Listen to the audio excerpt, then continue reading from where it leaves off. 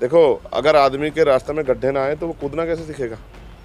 तो उन्होंने मुझे कूदना सिखाया, तो मैं कूदना सीख गया और अभी मैं मेहनत कर रहा हूँ। विश्वास करो, मुझे ऐसी उम्मीद नहीं थी कि इतना प्यार यहाँ की जनता देगी। लोकसभा चुनाव को थोड़ा ही वक्त रह गया है और ऐसे में तमाम पार्टियां अपनी अपनी कमर कस चुकी हैं। इसी कड़ी में चंद्रशेखर आजाद, जिन्हें समाजवादी पार्टी और इंडिया गठबंधन से बहुत उम्मीदें थी, उनकी उम्मीदें टूट गईं। समाजवादी पार्टी ने नगीना से अपने कैंडिडेट उतार दिए, वहीं दूसरी तरफ मायावती ने भी नगीना से अपना कैंडिडेट उतार दिया।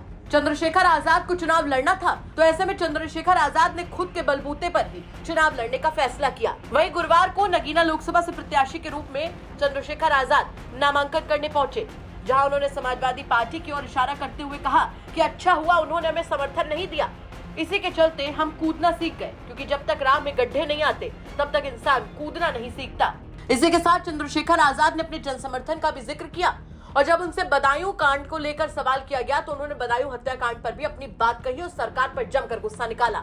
सुनिए तमाम मुद्दों पर क्या कुछ बोले चंद्रशेखर आजाद। जिम्मेदारी तो उन्होंने मुझे समर्थन नहीं किया, उनका धन्यवाद। देखो, अगर आदमी के रास्ते में गड्ढे ना आए तो वो कूदना कैसे सीखेगा। तो उन्होंने मुझे कूदना सिखाया, तो मैं कूदना सीख गया और अभी मैं मेहनत कर रहा हूँ। विश्वास करो, मुझे ऐसी उम्मीद नहीं थी कि इतना प्यार यहाँ की जनता देगी।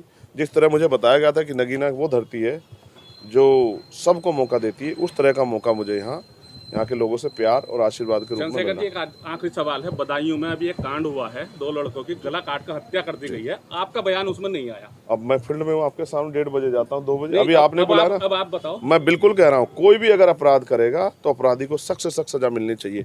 लेकिन आप ये तो बताओ कि ये भारतीय जनता पार्टी की सरकार देखिए जिसमें सरेआम गले कट रहे हैं। मुख्यमंत्री तो कह रहे कानून व्यवस्था बहुत अच्छी है।